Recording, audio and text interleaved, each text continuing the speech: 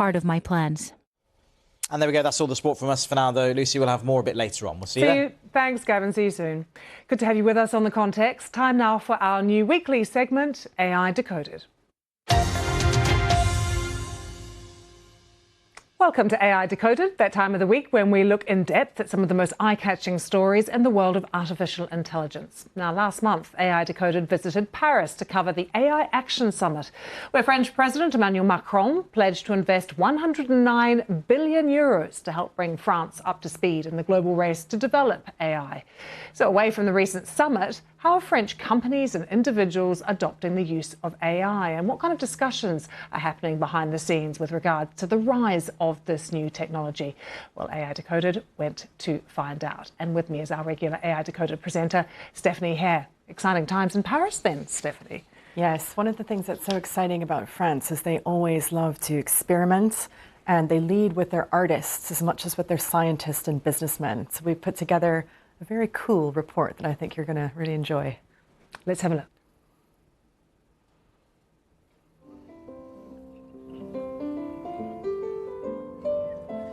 Bonjour et bienvenue to the first episode of Artificial Intelligence Decoded, set in Paris, France. We're here on the occasion of the AI Action Summit. Now, this is the second summit that global leaders have held on AI. The first one was in November 2023, back in Bletchley Park in the United Kingdom. That first summit focused on AI safety. But here in France, world attention will be focused on AI action. What does that mean? It means, how do we make sure that AI is being used in a way that drives innovation and growth? How is it going to be environmentally friendly and a sustainable technology? How do we make sure it's equitable and fair so that everybody on Earth benefits from this technology? We've got world leaders, CEOs of some of the biggest tech companies, startups, artists, researchers, and civil society, all coming together to think about how to use AI to drive innovation. And what better place to do it than in the city that gave birth to the expression avant-garde.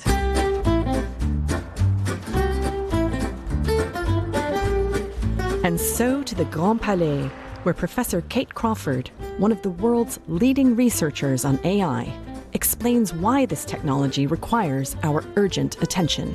AI has become the most important political issue of our time. It's absolutely at the forefront of an extraordinary industrial change.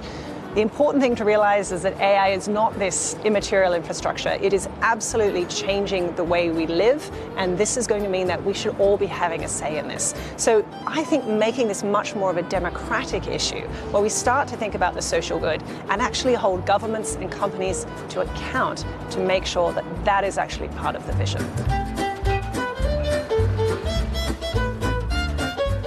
Our next stop is the Bibliothèque Nationale de France, which is hosting artists and creatives for a summit on AI and culture. My real name is Patrick Lamassoure, but my surname, my nickname as a cartoonist is Kak, K-A-K.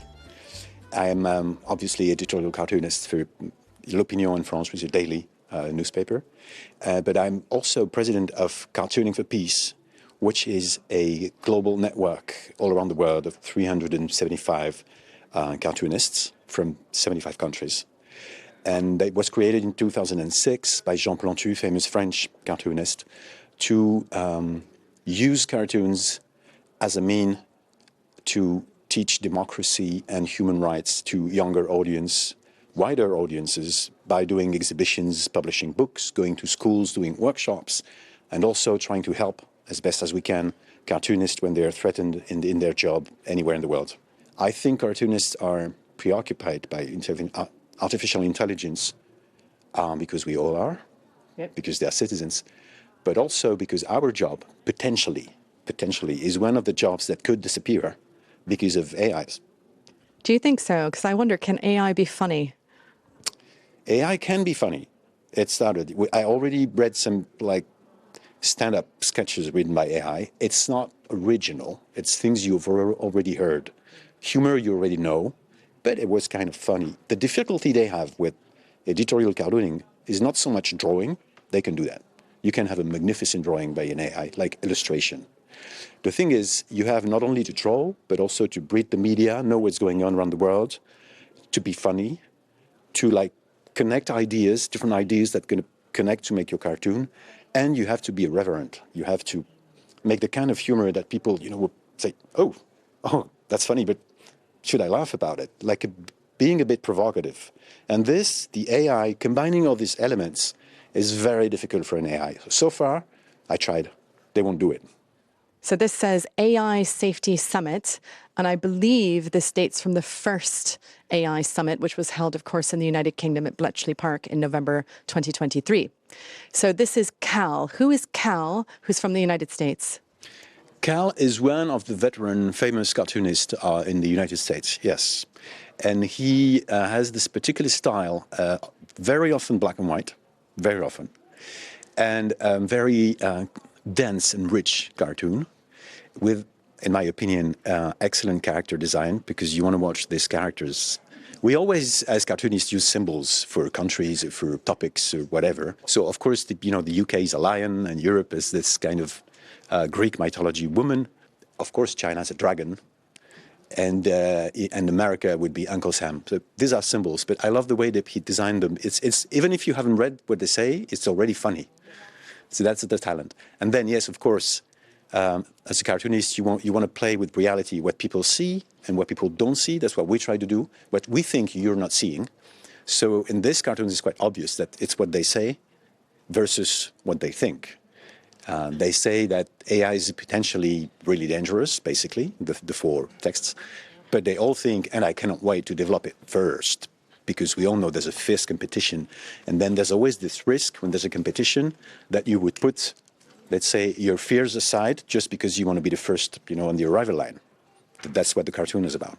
Have we solved the AI safety question? Do cartoonists feel that we can move on to this new agenda, or do you think we're still going to be having some of this commentary of above the table and below the table? We're like the rest of the citizens, we understand it's a tool. Even for me, it can be a tool. If I want to try new things, cartooning, look for maybe graphical ideas. My newspaper uses it for quickening stuff for journalists, like when you have to decipher an interview. We also see the potential, and like any other human on the planet, we all have lived before what uncontrolled progress can lead to. Like right now, the hate on the social networks, the fake news on the internet. This hasn't been solved. Nope.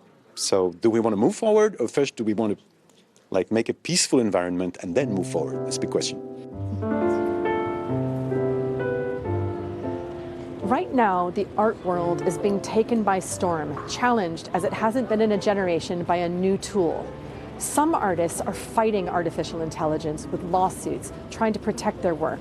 But others are leaning in, looking to see what it might let them do that they could never do before. I'm here at the Gagosian Gallery in Paris to see an exhibit by Bennett Miller, a famous filmmaker and artist, to see what he's doing with generative AI.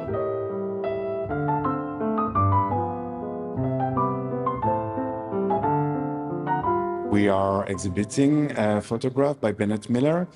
This is the third exhibition we do with him after showing him in London and Los Angeles. And so they are AI-generated print photograph. What are we looking at?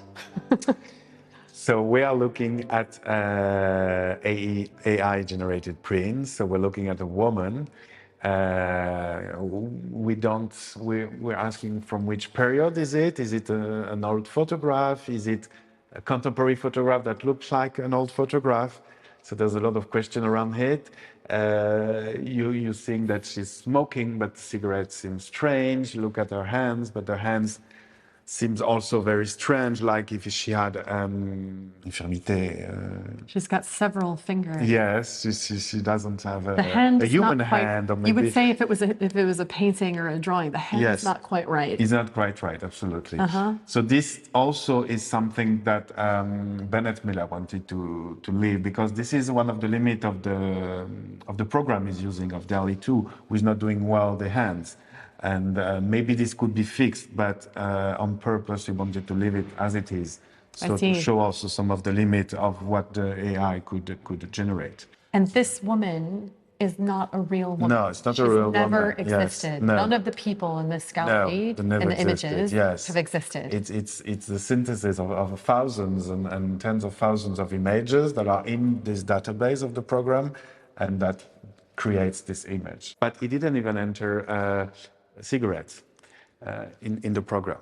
But at one point, the woman appeared with a cigarette. Maybe put smoke or something like this. The AI is making choices. Yes. Creative choices Yes, that the human artist is not. If you put, I don't know, because he's not saying exactly the words he's entering, but maybe put woman, curtain, smoke, and then it plays a woman and relay. Sometimes also you can put the name of a old photographer, a movement, and so the cigarette appears.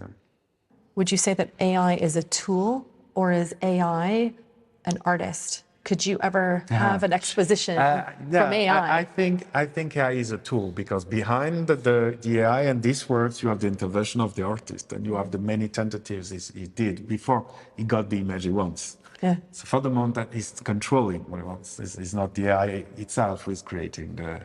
There's the direction and where the artist wants to go, which is still very important. What on earth is going on? This is a whale on a stage. Yes. And there's a small person. So this is a big whale. In the public, yes, a very big whale. And the whale, it's an image that he worked on several times, several photographs here with a whale. So this is, for me, also very much inspired by surrealism, the image itself. And it's really grainy, blurry images. And that also, what I find slightly destabilizing about this image and all of them in this collection is they're not the crisp, clear, precise images that we've come to expect with photography today. When we take photos, we instantly clean it up. You know, we fix the lighting, you can face tune your face, you can make yourself look beautiful, you can edit people out of photos if you don't want them in. This instead is it's more like a memory, it's more like a feeling. And that is slightly freaking me out a bit, because a machine working with Bennett Miller, the artist, is making me feel something when I look at this. How did Bennett get access to this early version of the DALL-E tool from OpenAI? Because he was working on a documentary on AI, got in touch with the main characters of the AI, and so he had access. There's very few people who had access to this early version of DALL-E, and sort of how we started then seeing the possibilities to do this photograph. And he was saying that was an early version of DALL-E, and it was trained on a data set that's like would now be considered a historic data absolutely. set. So if he were to take the same prompts that he used to create these images and ran them through DALL-E today, it would produce different images. So there's also something unique about these images in that moment in time. It's like a photograph in time of where generative AI was. That is really amazing. And more coming up from Stephanie in Paris at that AI Action Summit. Here on The Context, around the world and across the UK, this is BBC News. Join me, Bethany Hughes, to explore the wonders of Turkey. From brand new archaeological finds, up until last week, this had been buried under the earth, to ancient cities that were a crossroads of civilizations. You're recreating the ancient world. All connected by the sea routes of the Eastern Mediterranean. That's the wonders of Turkey, here on BBC News. I am going to lecture you on climate change. Have you considered resigning over this? Because you're clearly embarrassed. Of course, I have been. I have thought about this. I want to be totally honest with you, and I am being honest with you. At least this should be a common ground for everyone. We should defend international law. In the spirit of your title of Hard Talk, you're completely wrong. I'm not offended, but I want to hear why. You're completely wrong. Hard Talk on BBC News.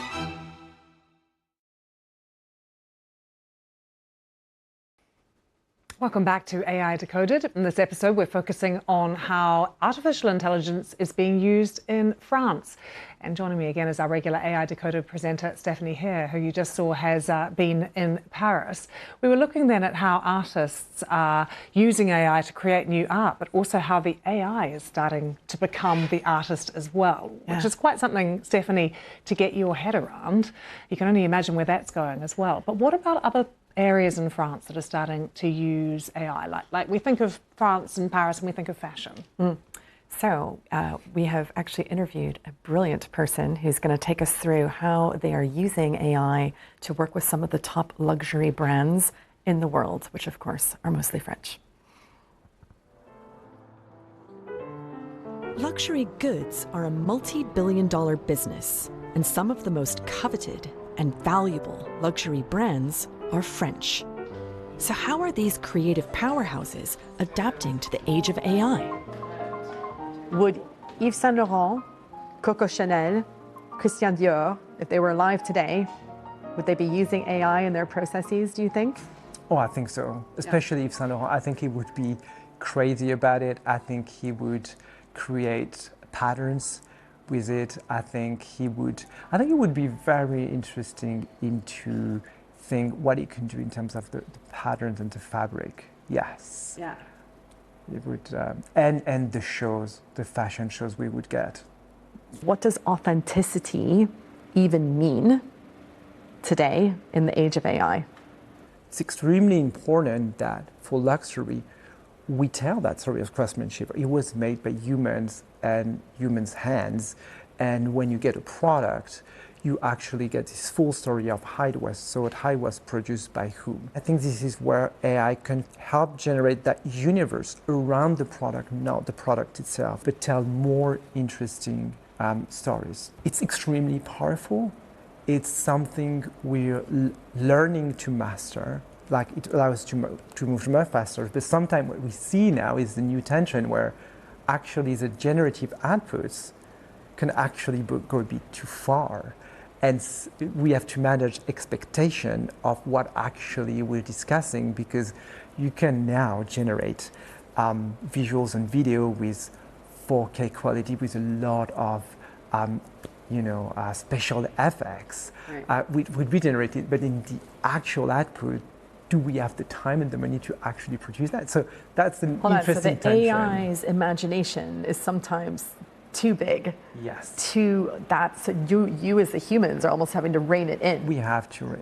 Yes, it's the new skills our team is trying to master. Is when sometimes is it going too far, and we're all learning now on how to manage this expectation. What does it mean practically?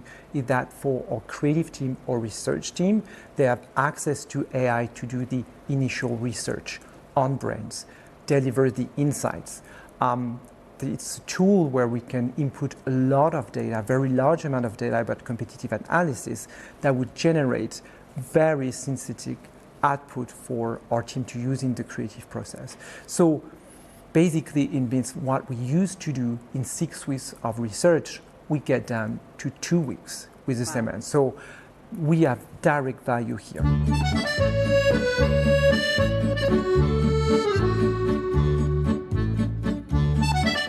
During the Enlightenment, women played a crucial role in the exchange of ideas by bringing together the best and brightest minds to talk over food and drink.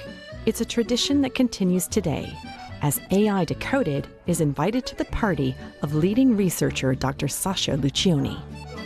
Did you see the Time magazine article that just came out about the summit? They were quoting Stuart Russell being like, why isn't it about safety anymore? But it's so dangerous. The focus should be safety. And it feels like unless it's only safety, it's not good. I don't disagree with safety being one of the themes that we talk about, but it can't be only that. So what else should it be? Well, it should be ethics. It should be, also sustainability. It should be red teaming. It should be all sorts of things. But the thing is that I feel that since safety is such a visceral topic, like when you start talking about runaway AIs, self-replicative, whatever, AGI, people start panicking a little bit and their reptilian brain kicks in, and then you can't talk about anything else. And you're like, oh, by the way, climate change. But climate change is however many years down the road. This is self-replicating AI who's going to kill everyone, right? So interestingly, apparently that this meeting I was just at all day, the funders meeting, somebody was there from Berlin. Sam Altman was in Berlin yesterday, and he was being grilled on the environmental impact. Good. No, except he hand waves and he goes, "Oh, we're gonna have fusion technology. Yeah. It'll be It's not fine." it's not an issue. Right, it's not an issue. And